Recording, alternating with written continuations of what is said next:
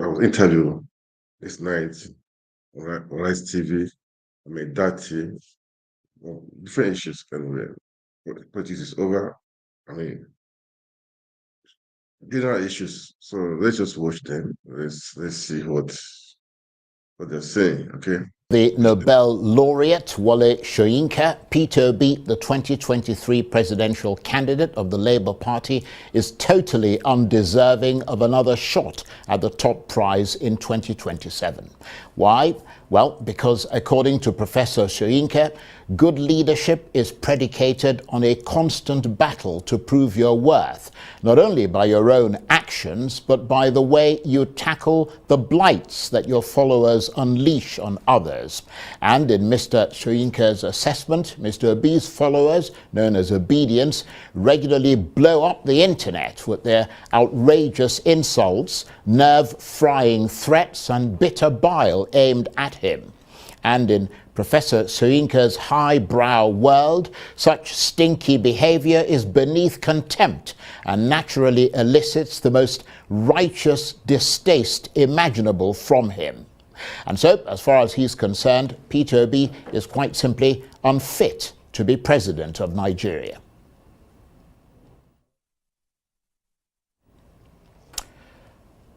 Well, I was rather hoping that we'd hear a clip from Mr. Obi there. Well, I hope for the sake of the nation that he doesn't express interest in the next election. Because for me as a leader, if there was any proof that he was unfit to lead that country, it's in the conduct which he encouraged among his followers. I know for a fact, and I can give you an instance which proves that he was in control of those forces. Can you please, what's the instance, Prof? Well, simply because when he first came to visit me, I remember the moment when he took out his computers, something, and after he made a statement like, "Oh, don't worry, everything, will be taken care of. You don't have anything to worry about these people." He was talking about the quote-unquote obedience. I remember he took out his computer, his phone, and he tapped, a message, there. And he showed me, I was watching him very closely, I didn't see a thing. And after that, everything seemed to be, to be nice and cozy. Professor Wole Soyinka there. Well, for his reaction, I'm joined now in the studio by the 2023 vice presidential candidate of the Labour Party, Yusuf Baba-Ahmed, to talk about this and the other big political issues of the day, including the boiling discontent in the Labour Party, the growing talk of a courtship between the opposition parties, and his assessment of the various pressure points on President Tinubu as he marks 1 year in office. Thank you very much indeed for taking the time to join us. My pleasure, Charles. You look as fresh as ever. Really? Not a hair out of place. So Professor Soyinka delivers a punch to Peter Obi. What's your reaction to that? The learned elder statesman, Professor Wole Soyinka, he is scared in advance about what good Peter Obi will bring to Nigeria. He's scared in advance that the end is still looking very likely for his principle, for bad governance. And what Soyinka is doing now is an attempted distraction, which I beg you to excuse me from joining issues with Wole Soyinka, please. You and I have much, much better things to do. For all I know, he could continue to throw punches at my principal, at me, as small as I am. He could continue to do that. All I can do, I will grieve in my heart, I will pray for him. You see, intellect does not give you the right to insult anybody. I remember this Soyinka insulting late General Abacha, insulting him to the core, that he was daft, he was that. Nothing gives him the right to do that. He had no rights. Abacha was not an academic. He was a soldier, for God's sake. And a good one for that matter, in his own way, in his own right. I beg you, let us please put Soyinka and his likes aside. We have better things to talk about.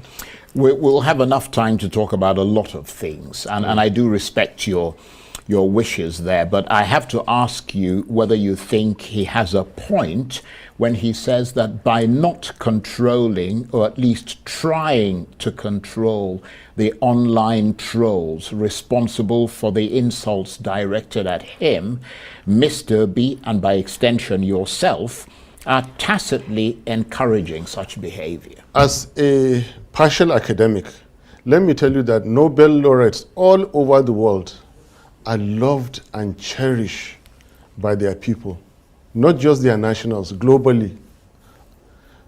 I have never heard where Nobel laureates are insulted in the manner that Wole Soyinka is. You're making me to speak about him. I don't want to.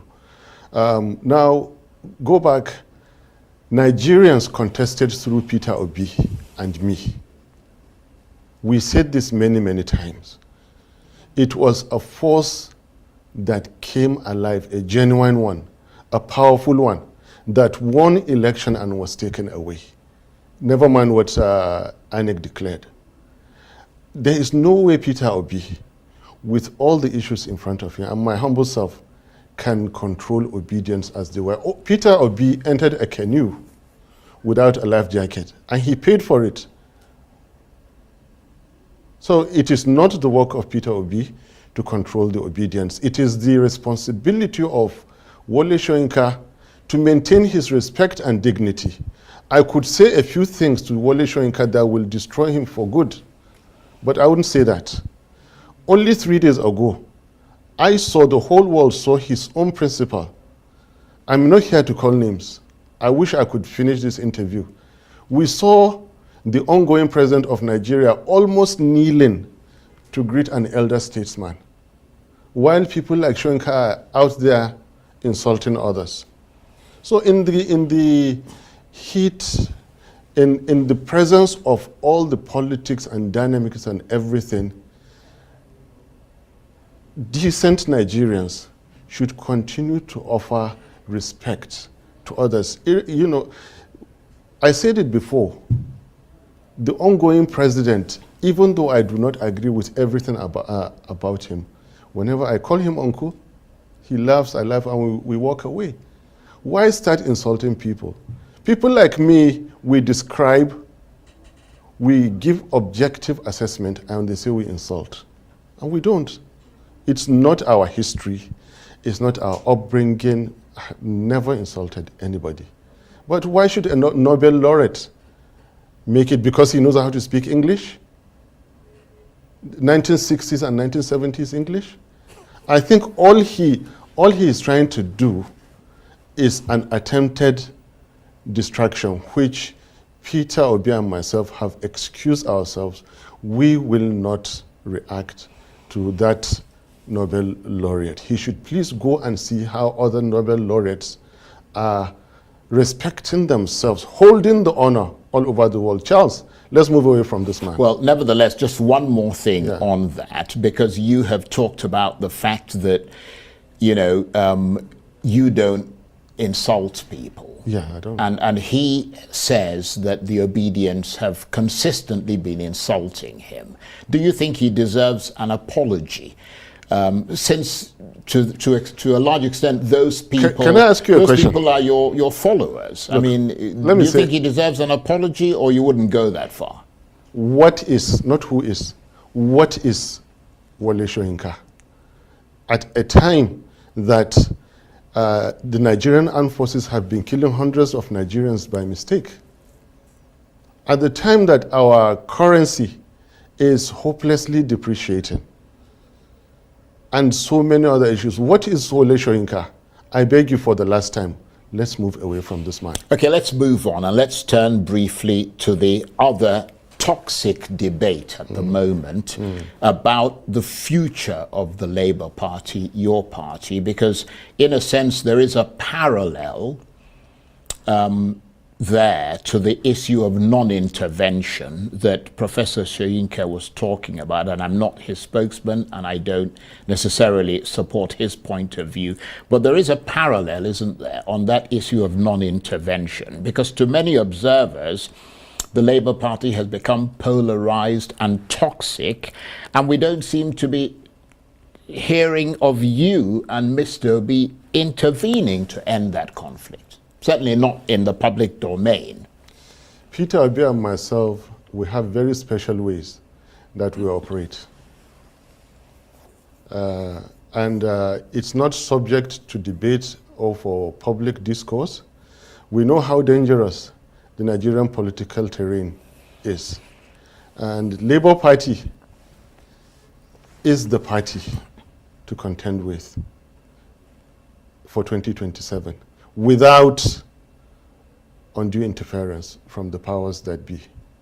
I'll just summarize it as such. We have done what has never been done in the history of Nigeria, and we're ready to repeat it again very easily.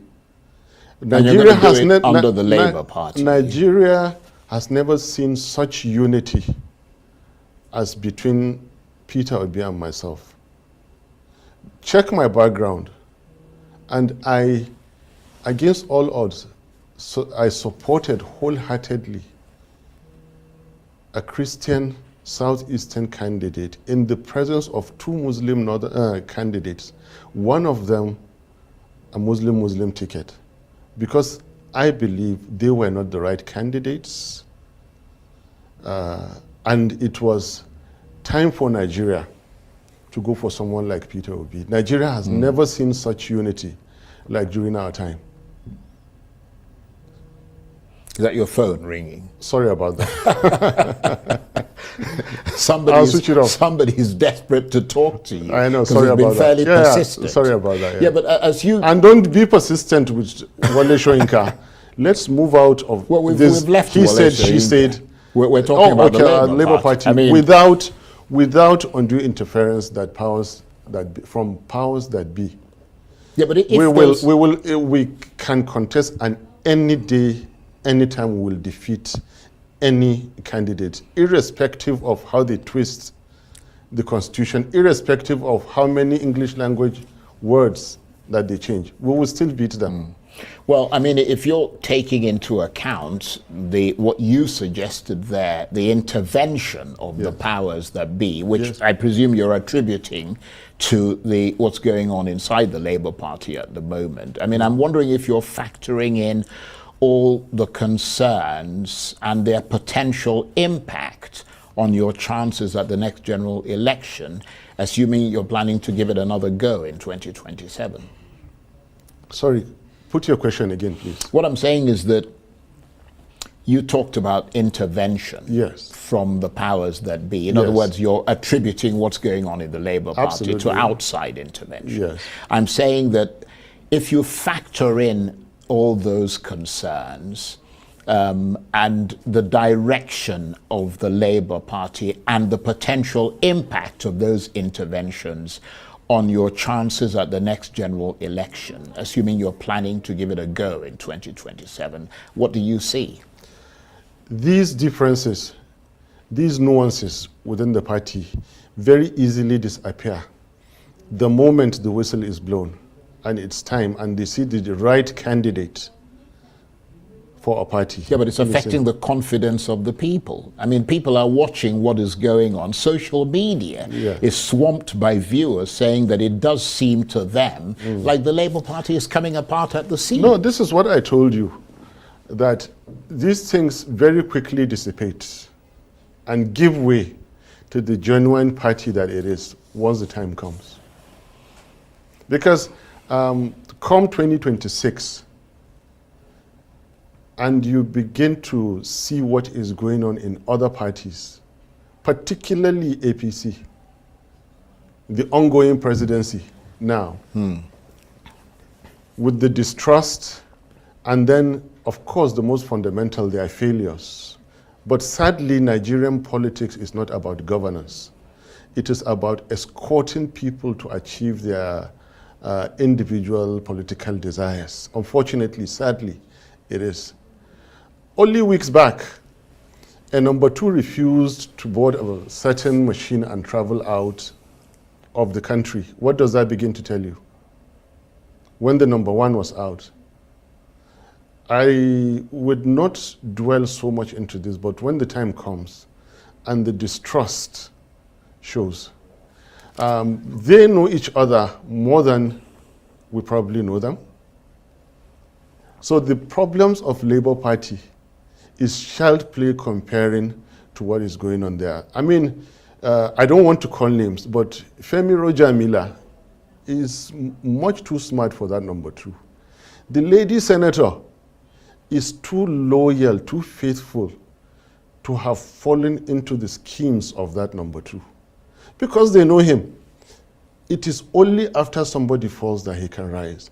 And he who lives by the death of others shall die by the survival of others. So if I were you, leave out the problems of Labour Party. These people are in government. They can do and undo in the same way they can do and undo themselves. He couldn't even travel out of the country. Nobody's asking why. Go and ask why. Initially, the plan was to go with a chief of staff, and then he passed away. So they know each other. They are busy causing problems in Labour Party. I would say leave Labour Party alone. Right. Well, leave Labour Party alone. Go back and put your heads together. Sort the problems of Nigeria and do it quickly. Well, we'll come to the problems of Nigeria, but as a politician who, along with your principal, Peter Obi, tried to convince Nigerians that you and the Labour Party would set Nigeria on a course different from the old guard politicians, don't you have the fear and the concern of a soiled reputation as a result of what is happening in the Labour Party? Not at all. In fact, we hold our heads high. What we will look at is where are the campaign promises of Labour, of APC, or of the ongoing government? What have they achieved? We're coming to that. And if it were us, what could we have done? We're coming to that. Right. So skip this and let's get there. Well, we're going to get there, but there's a saying that if you want to eat a pot of hot soup, you start at the corners of the plate. This is a cold ice cream. You prefer the ice cream to the soup, do you? Okay, well, let's move away from the boiling discontent in the Labour Party, which is clear for everybody to see. And let's look at what you have on the ground. I mean, let's assume things are shipshape and seaworthy in the Labour Party. Yes. And let's look at the structure that you have on the ground since the 2023 election. You've got one state governor out of 36 states and a few members of the National Assembly.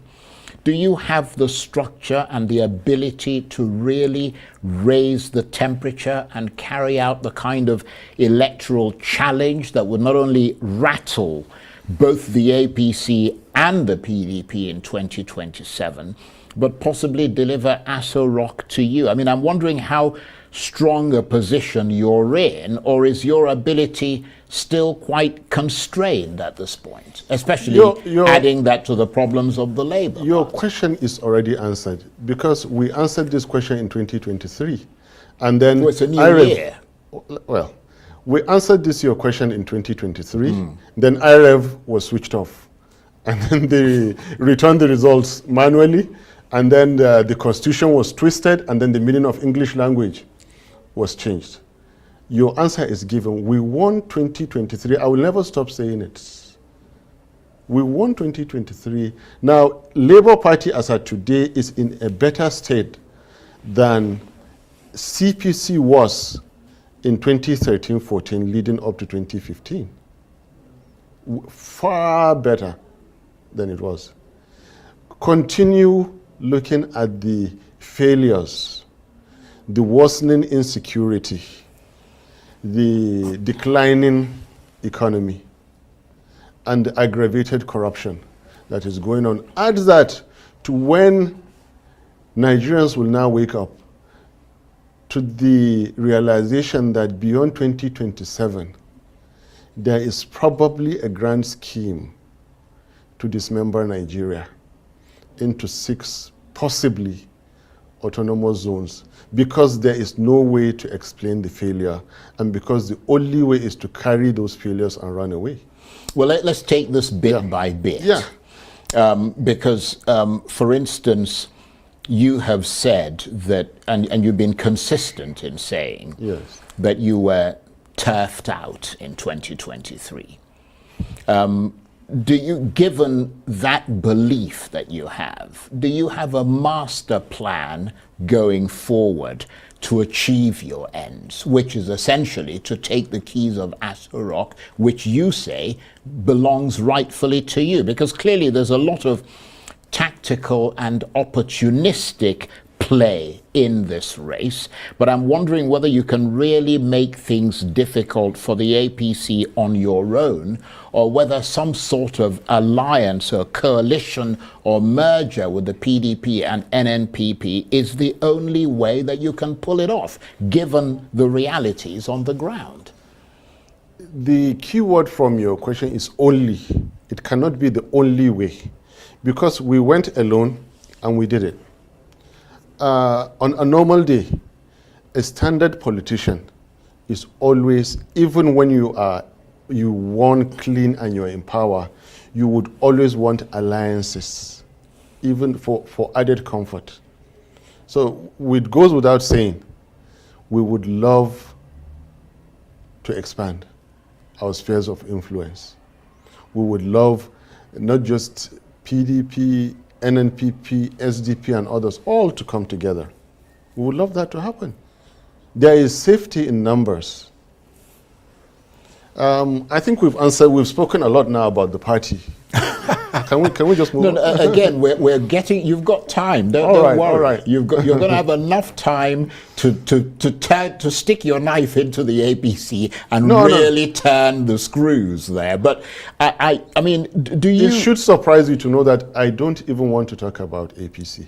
Right. I want to talk about governance. I want to talk about democracy. Well, they're the ones today. in power, so you'd have to, by extension, talk about anyway, them. Go ahead. But do you admit, though, that after 9 years of incumbency, the APC has full control of the machinery of state and is therefore stronger and able to absorb whatever you throw at them? I am never scared. If only you were playing by the rules and you were clean and you were winning your elections, I could be scared of you. If you were legit, I would be scared of you. I would respect you, actually, if you were legit. You see, your own Tunji Oseni, I remember clearly just before the final, after the declaration, and he says, so you think you've won what? So brazenly, break the law, do what you feel like. What do you think you have won? I'm not impressed by someone calling himself a president when I can see through him and know that through his history there is a fake certificate. There was forfeiture, there were many things I don't want to talk about now. I'm not scared about a so-called number two, whom I don't want to talk about. People fallen, people failed surprisingly, and I can never be intimidated or scared by people who do not play by the rules. Look, you're talking about 9 years. I would tell you that for 24 years, the ongoing president was in control of Lagos. We defeated him in Lagos, and you have the results. APC and PDP did not have 60% of the Labour Party votes in FCT that they are ruling. So I am never scared, because we are if we're in a democracy, it is the people's power that we use. And we're using the people's power, not the armored tanks of the Nigerian army, which belongs to the Nigerian people, not the barrels of the gun, not the tear gas that the Nigerian people are afraid of. Okay? So at any day, if there is an election again, believe you me, the come out will defeat them. It's left for them to go and twist the constitution again, change the meaning of English language, 3-letter words, and declare by 4 a.m. with all the dynamics that happened before 4 a.m., which, when we say things are unspeakable, it was unspeakable why it had to be by 4 a.m.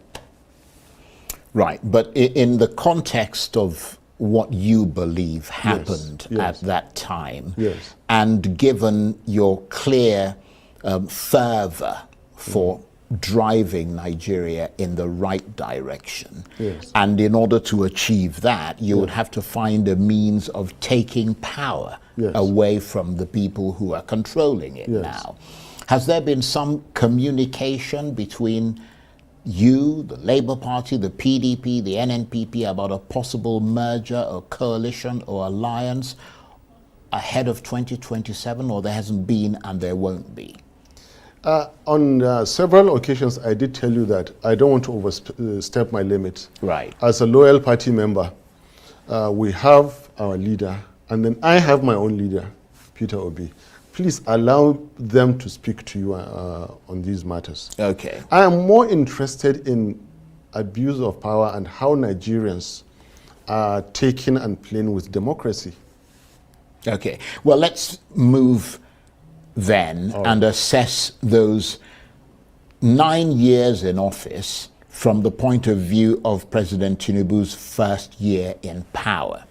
Help us look at the various pressure points on him as he prepares to enter his second year, because we seem to be hearing lots of howling complaints about virtually everything. I will talk about only one thing: legitimacy. It's not worth your while, not worth my while, to speak about economic policy, insecurity, and all this. It's not, because the answer is already out there.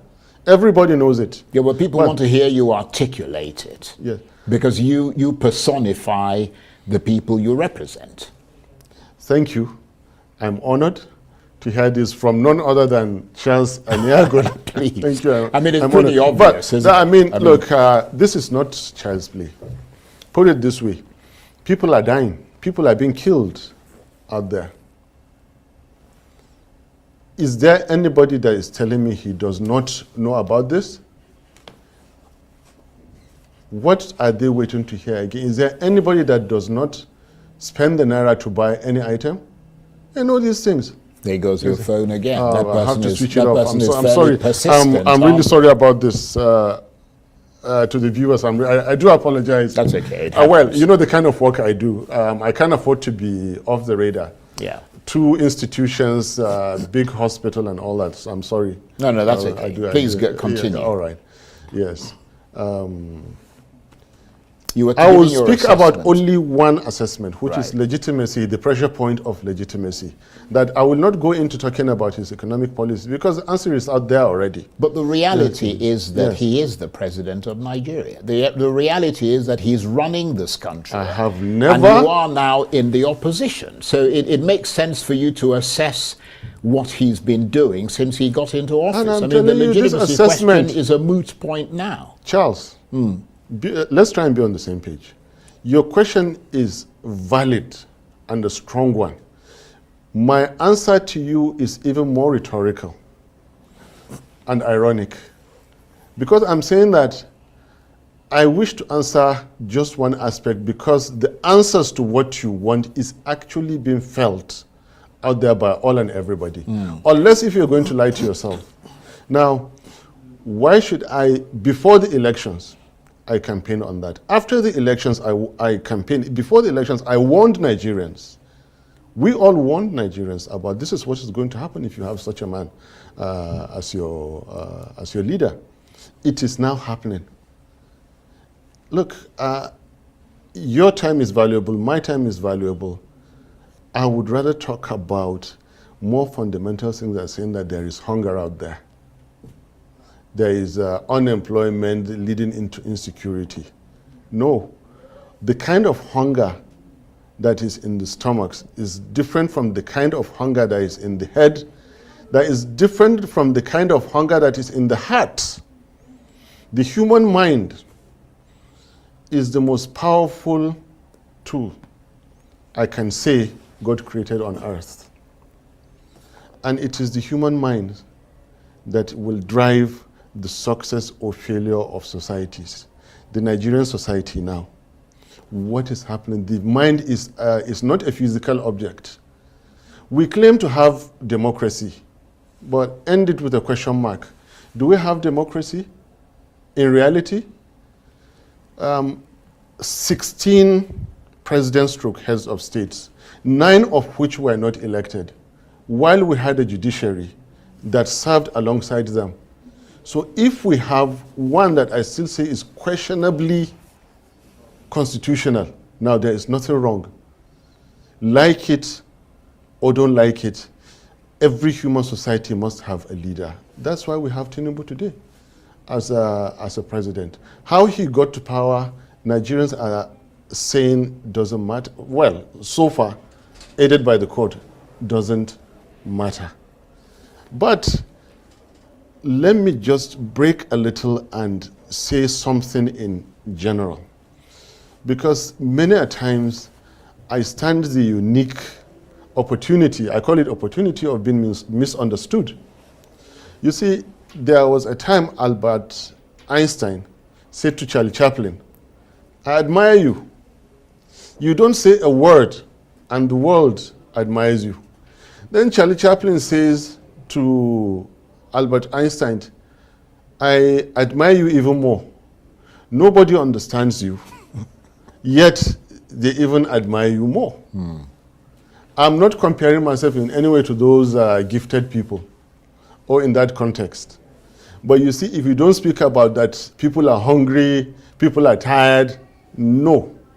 That's not my conventional kind of talk. Well, speaking what about I'm what you want to saying speak now about, then. is that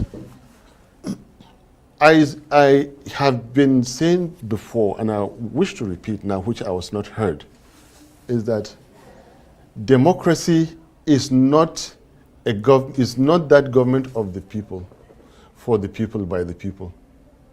Maybe today I will start to be understood. Democracy is government for the people who have earned their freedom. Are Nigerians ready to earn their freedom? Question mark. It is government of the people who are ready to defend their rights and civil liberties. Are Nigerians ready to do that? It is government by the people who are ready to go and extract their dividends. Are Nigerians ready to do that? If you cannot practice democracy, democracy is not for you. Now, these are the fundamental issues. Without, or rather with a violated constitution, do you have democracy? And the answer is no. With a violated constitution, with due respect, the courts have the power to do all and everything. You see, the sun and the moon are both celestial objects emitting light in different intensity. So in a very bright full moon, and we have an argument, and we go to court, and I say it was bright, it was in the daytime, because I could see your face, I could read this text. It could be interpreted as daylight. And in daytime, with cloud cover and you can't see the sun, they ask, was the sun visible? No, because there was cloud cover. My friend, it was dark. And you lose the case. The courts are powerful. The courts can do and undo. The courts are everything. After what God Almighty does with his creation, is what next to what God does with his creation, is what authority does with their people. What is authority? The authority is not the presidency. Authority are the courts. And that is why today you have Tinubu as president. It is not by accident that they call authority power, political power. Because if any person or groups of persons do something and it stays, that is power. We rig the election and it stays, that's power. The difference between a murderer and a conqueror is in the number of people they kill. If you go and kill half a nation and install the government, you are a conqueror and you get someone smart to go and write the history. You are loved by your people, you didn't kill anybody, and all those and all those. It is about power, brute force. This is not democracy. Others can fight, but we're too civilized to do that. It was easy to take over the Eagle Square. It was easy to stop Tinubu from being sworn in. But we didn't do it. We didn't do it. Decided, let's have faith in the court. What did the courts do? The Constitution says, and you must read, and FCT. They changed the meaning of English language. Now, so long as you are ready to accept anything, everything will happen to you. Nigerians are ready to accept anything, and that is why everything is happening to us, Nigerians. Do we have the right to continue complaining? I put that question out there. The comfort, let me finish. The comfort that Nigerians are enjoying by not defending their constitution, by not coming out. And by the way, okay, Nigerian constitution provides and allows for Nigerians to defend their own constitution. When I say that the constitution itself belongs to the people and that it is not over, I repeat, it is not over. Nigerian constitution itself is that belongs to the Nigerian people as a people, when they are guided in the course of the nation and in the course of democracy, can do, and because it is the Nigerian people who the Constitution says, we, the Nigerian people, have decided to bring this Constitution into being. I'm going to come in there because we've got, you will not be surprised to know, because we've been talking for a while, we've got about 2 minutes left on this conversation. Unbelievable. We've been talking for almost 45 minutes now. Wow. What's your message to the Nigerian people then as they approach the 1 year mark and beyond under the leadership of President Tinubu? Once again, please try and bear with me. Tinubu and his presidency are irrelevant to me. The Nigerian people and how they take everything sitting down is the problem now. So that's your message. That is my message. Right. Because we think we have a democracy. This is a questionably constitutional democracy where anything and everything can happen. I repeat, for a people that are ready to accept anything, then everything, failed economy, deadly insecurity, aggravated corruption will happen to those people. So basically, as you sow, so shall you reap, and that's what is happening. Not here. so. As you allow, Nigerians, what we allow, so shall we live. Those countries that fought, you see, slavery ended, partly struggle, partly allowed, but there was a struggle. Colonialism ended, partly struggle, partly allowed, but there was struggle. Military governments ended, partly very, very small struggle, but then it was allowed. We woke up one morning and late General Abacha of blessed memory was dead. Nobody fought for democracy. General Abdul Salam, being the gentleman that he was, being the kind of heart that he had, in 10 months established this. For people to come, he didn't extend by 1 day. For people to come and be committing all sorts of crimes, bending, destroying the constitution that he left to stay in power, to rig elections, to destroy Nigeria. Now, I think why I keep telling you that Tinubu and his people are completely irrelevant to me now. We Nigerians, it is. All right, guys, we're going to stop here. And on that note, I want to thank you very much indeed. It's All right, been guys, thank you for watching. absolutely brilliant talking with you. Yusuf Baba-Ahmed is the 2023 vice presidential candidate